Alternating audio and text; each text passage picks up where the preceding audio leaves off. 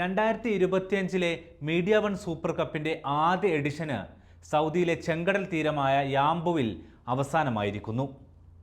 Media വണ്ണിന്റെ കീഴിൽ നടക്കുന്ന മബ്രൂക്ക് ഗൾഫ് ടോപ്പേഴ്സിന്റെ ആദ്യ എഡിഷനും ഇവിടെ തുടക്കം കുറിച്ചു.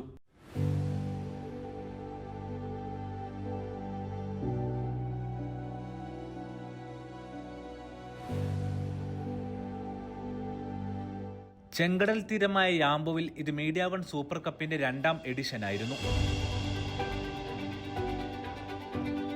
ശക്തമായ മത്സരങ്ങൾ, തിങ്ങി നിറഞ്ഞ ജനക്കൂട്ടം. സൗദിയിലെ മദീന പ്രവിശ്യയിലെ യാംബു എന്ന ചെറുപട്ടണത്തിൽ രണ്ടാം എഡിഷൻ മീഡിയ വൺ സൂപ്പർ കപ്പിന് അങ്ങനെ തുടക്കമായി. HMR MD Noufal, media one middle east manager Sowab Ali എന്നിവർ ചേർന്ന് കിക്ക് ഓഫ് നിർവഹിച്ച് കളിക്കാരുമായി പരിചയപ്പെട്ടു. ആദ്യ ക്വാർട്ടറിൽ റീം FCയെ തകർത്ത് HMR എവർഗ്രീൻ സെമിയിൽ പ്രവേശിച്ചു. HMRന്റെ റഹീമായിരുന്നു ഈ മത്സരത്തിലെ മികച്ച താരം. കാർഫുഡ് സനയ്യ FCയും 2-0 ഗോളുമായി സെമിയിൽ പ്രവേശിച്ചു. GM16 FCയെയാണ് അവർ പരാജയപ്പെടുത്തിയത്. മലബാർ FCയെ 1-2 ഗോളിന് തകർത്ത് യുണീക്ക് FCയും സെമിയിലെത്തി.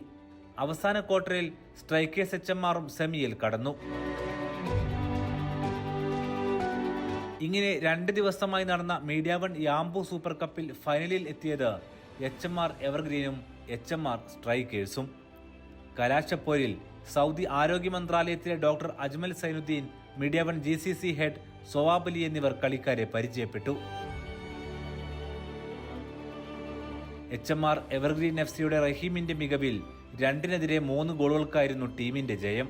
കിരീടം മീഡിയ വൺ GCC ഹെഡ് സൊവാബ് അലിയും ടൂർണമെന്റിന്റെ മുഖ്യ പ്രായോജകരായ HMR കോൺട്രാക്ടിംഗ് കമ്പനിയുടെ മാനേജിംഗ് ഡയറക്ടർ നൌഫലും ചേർന്ന് കൈമാറി. റഹീം തന്നെയാണ് മാൻ ഓഫ് ദി മാച്ചും ടോപ്പ് സ്കോററും. മികച്ച ഗോൾ കീപ്പറായി ഇതേ ടീമിന്റെ ഷാമിൽ, ടൂർണമെന്റിലെ ഏറ്റവും നല്ല കളിക്കാരനായി ഷഹീർ, ബെസ്റ്റ് ഡിഫൻഡറായി ഉനൈസ് എന്നിവരും തിരഞ്ഞെടുക്കപ്പെട്ടു. ഇവർക്കുള്ള പുരസ്കാരങ്ങൾ യാംബുവിലെ വിവിധ മേഖലകളിലുള്ളവർ കൈമാറി. HMR സ്ട്രൈക്കേഴ്സ് FC ടീമിനുള്ള കിരീടവും കൈമാറി. ഇപ്പോഴത്തെ കാലഘട്ടത്തിൽ നമ്മളുടെ കളിക്കളങ്ങളും മൈതാനങ്ങളും എല്ലാം തന്നെ വളരെ കുറഞ്ഞു പോകുന്ന സാഹചര്യത്തിൽ ഇതൊക്കെ വളരെയധികം കുട്ടികൾക്ക് പ്രയോജനപ്പെടുന്നതാണ്. അതുകൊണ്ട് തന്നെ ഈ കളി ഒരു നല്ലൊരു വിജയത്തിലേക്ക് എത്തുന്ന ആശംസിച്ചുകൊണ്ട് ഞാൻ നിർത്തുന്നു. യാംബു ഇന്ത്യൻ ഫുട്ബോൾ അസോസിയേഷനുമായി സഹകരിച്ച് റദ്വ ഫ്ലഡ് ലൈറ്റ് സ്റ്റേഡിയത്തിൽ നടന്ന മത്സരത്തിൽ പ്രമുഖരായ 10 ടീമുകളാണ് മാറ്റുരച്ചത്. ഈ ടൂർണമെന്റ് യാംബുവിലെ പ്രവാസികളെ സംബന്ധിച്ചിടത്തോളം ഒരു ആഘോഷത്തിന്റെ നിമിഷങ്ങളായിരുന്നു.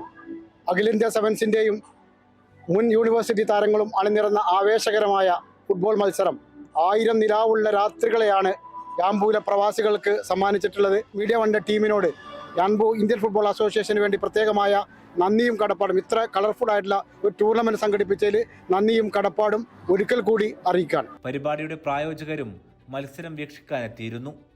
കുടുംബങ്ങളും കുട്ടികളും ഉൾപ്പെടെ വമ്പിച്ച ജനാവലിയാണ് ആവേശ കളികൾ കാണാൻ 2 ദിനങ്ങളിലും എത്തിയത്. ഫൈനൽ മത്സരത്തോടനുബന്ധിച്ച് സ്കൂൾ വിദ്യാർത്ഥികൾ നടത്തിയ വിവിധ കലാപ്രകടനങ്ങളും അരങ്ങേറി.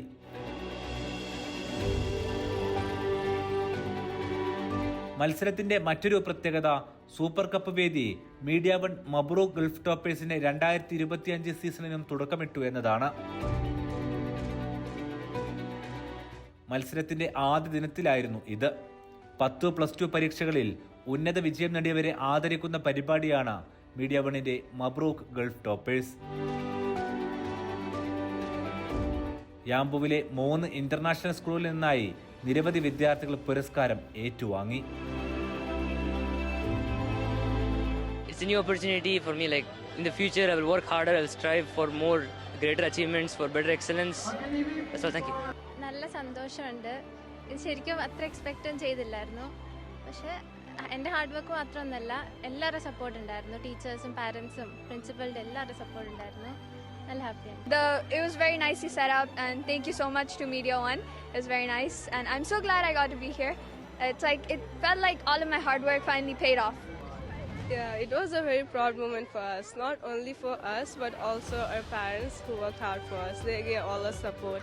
ചടങ്ങിന്റെയും ഭാഗമായി കുരുന്നുകളുടെ വിവിധ കലാപരിപാടികളും അരങ്ങേറിയിരുന്നു. This definitely boosts the morale of the students and everyone related to the fraternity. Once again, we thank Media One. സൗദിയിലെ വിവിധയിടങ്ങളിലും വരും ആഴ്ചകളിൽ മബ്രൂക്ക് ഗൾഫ് ടോപ്പേഴ്സും മീഡിയ വൺ സൂപ്പർ കപ്പും എത്തുന്നുണ്ട്.